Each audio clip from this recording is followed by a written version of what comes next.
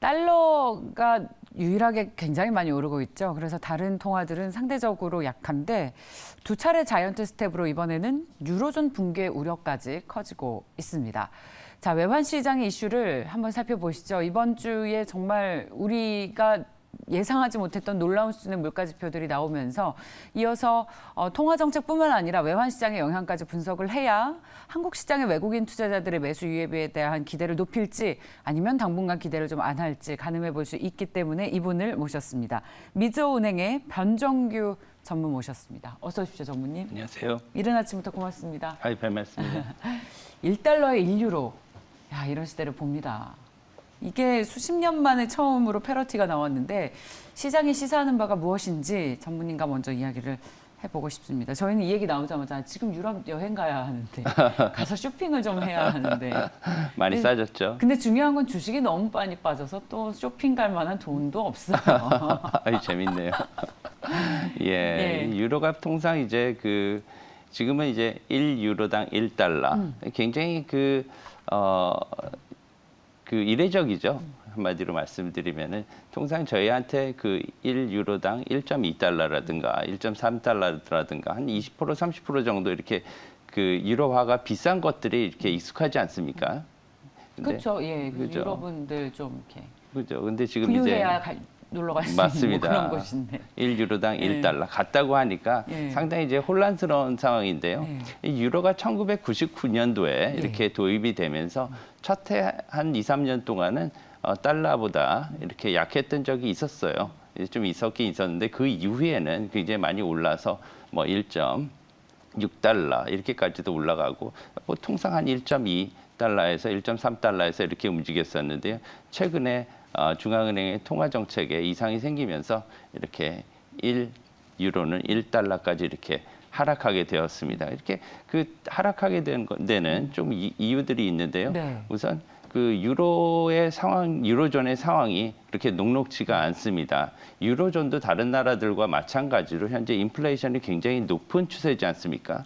굉장히 높고 지금 현재 독일의 인플레이션도 이제 6월 인플레이션이 7.6%까지 연간 CPI가 7.6%까지 이렇게 나올 것이다 이렇게 예상이 나오고 있는 상황인데요. 이렇게 높다 보니까 국채의 실질 수익률이 굉장히 곤두박질치는 상황이 나왔어요. 예. 지금 현재 독일의 국채 수익률이 실질 수익률이 인플레이션을 제외한 실질 수익률이 마이너스 8%까지 이렇게 떨어진 상황입니다. 야, 국채가 마이너스인 거는 정말 이례적이에요. 그렇죠. 대표적인 안전자산이고. 맞습니다. 예. 그렇다 보니까 투자하기가 이렇게 쉽지가 않습니다. 아무리 유로가 메이저 통화고 안전자산이다 이렇게 예. 인식이 있지만 투자하기가 쉽지 않다 보니까 유로에 쉽게 이렇게 투자하기가 쉽지 않은 거죠. 왜냐하면 통화도 투자할 수 있는 자산이기 때문에. 그럼요. 예. 그러다 보니까 이제 유로존 이제 중앙은행 라가르드 총재는 금리 인상 그리고 통화 정책 정상화를 하고 싶겠죠.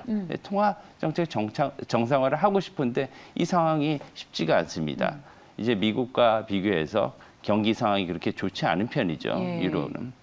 또한 금리 인상을 하고 싶어도 부채 상황이 완전히 해결된 상황이 아니기 때문에 이게 발목을 잡고 있는 걸림돌이 되고 있죠. 그래서 21일 날 이번 달 21일 유로 중앙은행의 통화 정책 회의가 있습니다. 네. 여기서 이제 시장은 이미 0.25% 포인트 정도의 금리 인상을 이미 반영을 하고 있습니다. 하고 있는데 만약에 금리 인상이 기대에 못 미치거나 향후의 계획들이 시장 투자자들에게 만족하지 못할 때는 좀 더 떨어질 수 있는 여력도 있다고 가능성도 있다고 봅니다. 저희가 최근에 무슨 얘기를 했었냐면 제가 데이터를 보다가 깜짝 놀란 게 미국 데이터도 아니고 독일의 경제 데이터인데 무역 수지가 마이너스를 기록했어요. 그 강한 독일이. 네. 근데 이게 숫자를 보다 보니까 통일 독일 이후에 처음이더라고요. 네. 30년, 91년이니까 30년 만인가요? 맞습니다. 야, 이제 그래서 저희가 딱 10년 전 이맘때 네. 유럽의 픽스 국가들의 재정 위기가 전 세계 금융시장을 뒤흔들어 놨잖아요. 맞습니다. 그때 공포가 다시 떠오르는 거예요. 네, 맞습니다. 네. 지금 보시면은 유가는 $100 미만으로 WTI 기준으로 해서 이제 배럴당 100달러 미만으로 내려왔지만 가스 가격은 굉장히 아주 강합니다. 이제 강한 추세인데요. 이러한 지금 그 원재재가 그 약세로 돌아선 와중에 경기 침체 우려 때문에 가스 가격이 아주 강한 것은 이제 우크라이나와 러시아의 전쟁 때문에 유로존에 미치는 영향 때문에 그런데요. 만약에 이런 그 가스 공급 중단이 이루어지게 되면 유로는 조금 더 하락할 수 있는 그런 영향을 받을 수 있는 여지가 있지 않을까 이렇게 생각을 하고 있습니다. 근데 이제 푸틴 형님 마음이잖아요. 자기 마음대로 가스밸브 잠갔다 풀었다 하기 때문에 가스밸브 제 표현이 좀 너무 와닿지 않으십니까? 아닙니다. 너무 좋네요. 네.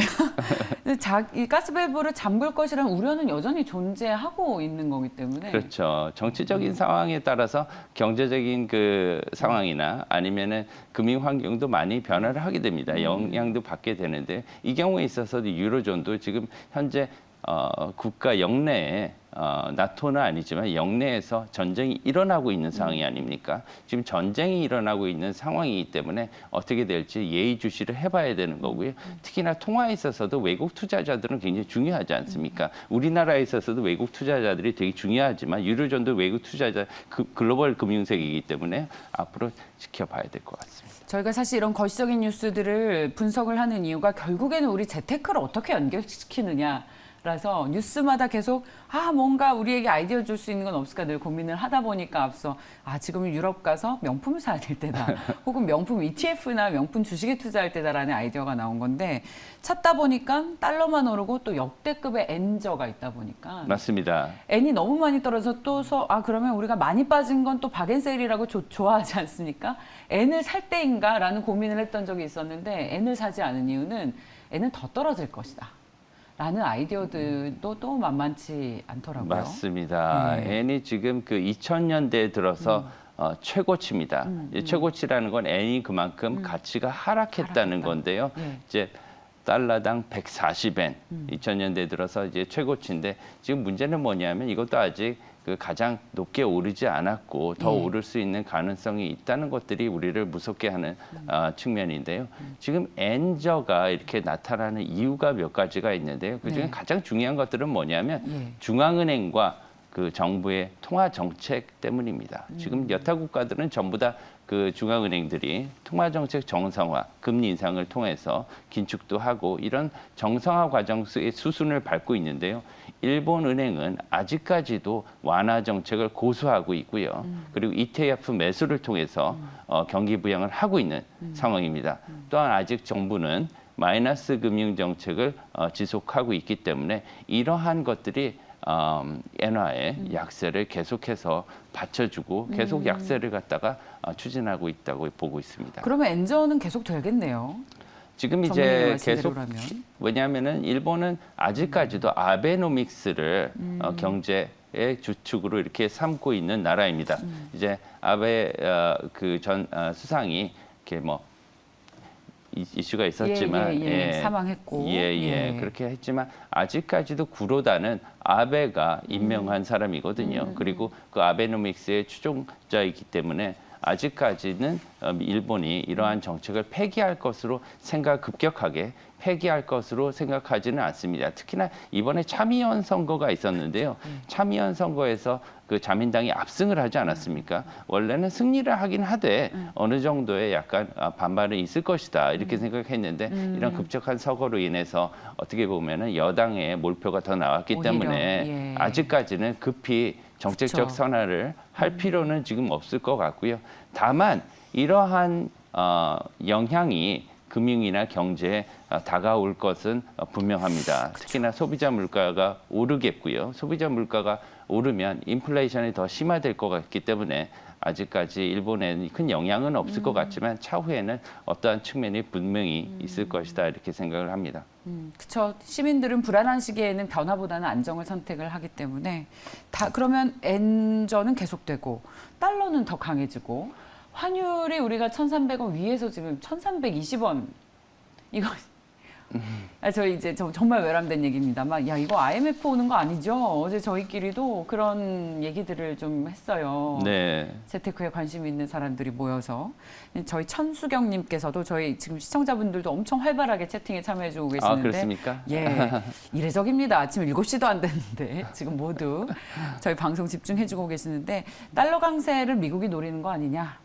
유럽 죽이기를 통해서 또 중국과 교역을 하니까 네네. 그래서 지금의 흐름이 계속 이어지지 않겠냐라는 예. 걱정들이 굉장히 많으신 것 같아요. 예, 굉장히 공부를 많이 하시는 분들이 많은 것 같습니다. 많아요. 예, 일리가 있으신 말씀이에요. 지금 보시면 아까 말씀드린 유로화 그리고 엔화의 약세는 상대적으로 달러의 강세를 유발하고 있거든요. 예. 그래서 달러 인덱스가 현재 108, 지수가 108을 넘어서 가지고 위 상방으로 가고 있고요. 물론 110이 강한 지지선으로 작용을 하고는 있지만 지금 달러가 굉장히 강한 상태입니다. 이렇게 강한 상태긴 하지만 앞으로 하반기에는 조금 달라질 수도 있다고 이렇게 생각은 들기는 들어요. 지금 그래요. 굉장히 강하게 나타나긴 하지만 예. 하반기에 여러 가지 이슈들도 분명히 있을 것으로 봅니다. 왜냐하면은 지금 물가가 굉장히 높지 않습니까? 물가가 높기 때문에 미국의 중앙은행이 연준은 금리 인상을 할 수밖에 없는 이런 상황이 있어요. 미국 연준도 물가 때문에 떠밀려 가지고 물가 때문에 금리 인상을 할 수밖에 없는데 예. 또 그에 따라 도미노 현상을 우리나라도 물가 상승 때문에 또 예. 미국이 금리 인상을 할 수밖에 없기 때문에 또 우리나라도 빅스텝을 밟지 않았습니까? 이런 것들이 지금은 당연한 것이다 이렇게 생각을 하고 있지만 사실상은 과거에도 강달러가 그죠? 강달러가 금리 인상이 일어나면 반드시 강달러가 일어난다 이런 사실은 이거는 논리에는 맞습니다. 예. 하지만 실제적으로 이러지 않았던 경우도 있어요. 예, 2004년도에서 2006년도 버냉키 의장 당시에 금리 인상이 있었습니다. 이 당시에 금리 인상이 있었는데 달러는 오히려 약 5% 떨어졌습니다. 예, 왜 그랬을까요? 그때는 이제 미국의 부채 문제가 크게 거론이 됐어요. 이렇게 금리가 오르게 되면 사실은 미국도 좋지 않느냐. 투자 금액이 전부 다 미국으로 가기 때문에 그렇죠. 굉장히 좋지 않겠느냐. 그렇지만 현상에는 여러 가지 이펙트들이 많이 있어요. 예. 그래서 이제 미국 같은 경우에도 그에 대해서 이자 비용이 많이 일어나게 될 겁니다. 이 미국도 부채가 큰 나라이기 때문에 그래서 이자 비용이 많이 크게 되면은 분명히 이자에 대한 문제가 불거져 나올 것으로 이렇게 생각을 하고요. 그렇게 되면 또 다른 방향으로 흘러갈 수도 있는 거거든요. 또 이렇게 금리 물가가 많이 오르고 있지만 계속 오르지는 않을 거예요. 그죠? 어느 정도 지금도 저희가 물가에 대한 정점을 보고 있지 않습니까? 어디가 물가의 정점이냐? 미국 물가의 정점을 찍어야지 다른 나라들도 물가의 정점을 알 수 있다. 이런 상황 지금 말들이 많이 있는데요. 물가의 정점을 찍고 내려오게 된다면 경기가 어느 정도 경착륙을 할 것이다 이렇게 생각을 하는데 연착륙으로 이렇게 선회할 가능성도 없잖아 있습니다. 그리고 반대로 연준이 굉장히 강하게 지금 긴축을 시사를 하고 있는데 진행을 하다가 경기가 굉장한 침체로 접어들게 되면 중앙은행으로서는 중재할 수밖에 없을 것이다. 이런 생각도 가능하거든요. 그럴 경우는 어떨 것이냐.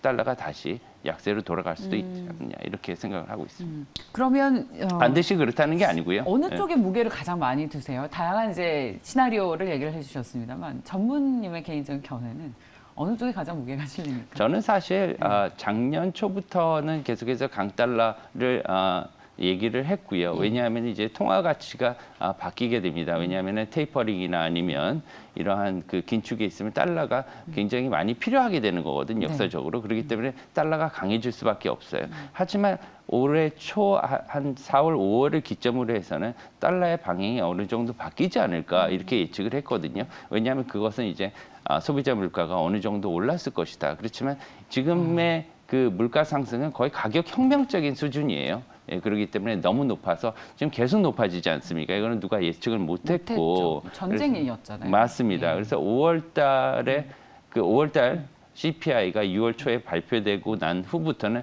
모든 사람들의 예측이 바뀌었습니다. 뭐, 예, 다 틀렸죠. 그렇죠. 전쟁을 어떻게 예, 예측하겠습니까? 다 바뀌었고 예. 그 다음에 계속해서 강달러로 갔는데 하반기에는 어느 정도 물가 상승이 제어될 수 있지 않을까. 특히나 미국 같은 경우에는 하반기에. 예, 양적 완화를 먼저 실시했기 때문에 어느 정도는 우리나라하고는 좀 상황이 다릅니다. 우리나라는 수입 물가가 굉장히 큰 부분을 차지하고 있고 그렇기 때문에 우리나라 환율도 지금 높은 상황이기 때문에 조금 미국의 물가 상승률은 미국이 지금 훨씬 높지 않습니까? 하지만 상승의 정도는 앞으로 한국이 더 클 것이다, 하반기에. 그렇지만 미국의 상승률은 하반기에는 어느 정도 정점을 찍지 않을까 이렇게 본다면 하반기에 가서는 이런 달러 강세가 전환점이 오지 않을까 이렇게 생각을 하고 있습니다. 야, 올해 지금 1,300원대 환율이니까 1,200원대 보기 힘들겠다라는 생각했었는데 하반기에는 좀 기대해 볼 만. 네, 예. 그렇게 해도 될까요? 그렇게 개인적으로는 무조건적인 생각하고 있습니다. 낙관론을 가져가고 싶진 않습니다. 네. 지쳤어요, 낙관론에. 자, 지금 그 네. 달러 강세는 사실은 외부 요인도 있지만 한국의 내부 요인도 분명히 있는 거거든요. 예. 그리고 외국인들의 매수도 여기에 많은 일조를 하고 있는 상황입니다. 특히나 외국인들의 매수는 이제 달러가 강할 때는 이제 주식을 갖다가 그 환율이 상승기에는 그죠? 예. 이렇게 말씀드리겠습니다. 환율이 이제 상승기에는 예. 주식의 매도가 많이 일어납니다. 그렇죠. 예. 환차익도 있고. 그죠? 환차손을 무서워하는 거죠. 그렇기 때문에 계속 매수를 갖다가 하지 않고 매도를 하기 때문에 그죠? 원화를 매수를 하고 달러를 매도를 하기 때문에 계속 달러가 강해질 수밖에 없는 거예요. 달러를 매수를 하기 때문에 이런 데서 일방향 그 환율의 변동성을 갖다 가중시킵니다. 예, 그래서 그런 것들이 우리나라 내부적인 요인도 있기 때문에 앞으로 그런 것들을 자세히 좀 봐야 될 것 같습니다.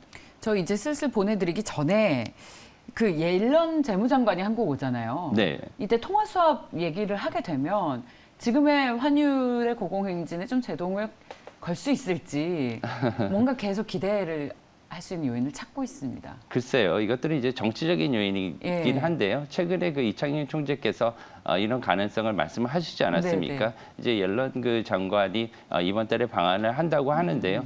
분명히 그 어떤 선진국들은 지금 미국과 항구적인 영구적인 수합 라인, 통화 수합 라인을 개설하고 있는 나라들이 있습니다. 영국이라든가 일본이라든가. 그렇지만 저희 그 나라가 원하는 이제 국제적인 메이저 통화는 아니기 때문에 이렇게 항구적인 라인을 개설할 수 있을지는 모르겠지만 그래도 어떻든 뭐 한시적인 라인이라든가 아니면 영구적인 라인이나 다 도움이 될 것 같습니다. 그래서 기대가 큽니다. 네. 자, 그러면 지금의 어떤 달러의 고공행진, 우리 외환 시장의 어떤 불안감은 하반기쯤에는 어떤 바뀔 수 있는 모멘텀을 찾을 수 있을까? 예, 그렇게 기대를 하고 있습니다. 하겠습니다. 전문님 만약에 외환 시장에서 한 가지 통화를 산다면 뭐가 지금 가장 매력이 있어요? 매력 있는 통화 있습니까? 지금 변동성이 굉장히 큰 상황입니다. 지금 그 사실은 딜러들도 굉장히 그 포지션을 잡았을 때 플러스 마이너스 변동성이 일변화가 굉장히 큰 상황이거든요. 이런 상황에서는 통화에 함부로 지금 베팅하기가 어려운 상황이기 때문에 그렇군요. 예, 변동성이 좀 낮아지면 어느 정도 하겠지만 지금은 약해진 통화들 중에서는 저는 개인적으로 유로화는 좀 위험성이 있다고 생각을 합니다. 위험성이 있다. 예, 지금 여러 가지 전쟁 상황 중이고요. 특히나 반등의 여지가 크게 많이 보이지 않는 상황이에요. 여러 가지로. 그래서 이제 왜냐하면 라가르드 총재의 그 연설이 이제 앞에 다음 주에 있겠지만 보셔야 되겠지만 굉장히 시름이 깊을 겁니다. 이제 왜냐하면 유로는 너무 다양한 국가들이 많이 있어요. 이렇게 다양성이 많으면 좋기도 하지만 한편으로는 어떤 한 정책을 추진하기 굉장히 어려운 측면도 있겠죠. 그렇기 때문에 유로화는 조금 제 생각에는 어려울 것 같고요. 엔화는 반면에 통화 정책이 바뀌게 된다면 가능성은 있거든요. 예. 그러면 급격하게 강해질 수 있기 때문에 일본 여행하시는 분들은 빨리 하시면 좋을 것 같습니다. 아, 그 차라리 엔화가 낫고 뭐 달러 갖고 계신 분들은 두말할 것도 없고 좋습니다. 자, 오늘 제가 이런 참 외람된 질문까지 별 드렸는데 말씀을요. 너무 재밌었어요, 전무님. 재밌었습니다. 네, 감사합니다. 자, 시청자들도 감사드립니다. 예. 여러분들의 적극적인 참여도 저희 프로그램을 활발하게 진행하는 데 큰 도움이 됐습니다. 오늘 미즈호 은행의 변정규 전무와 함께했습니다. 고맙습니다, 전무님. 감사합니다.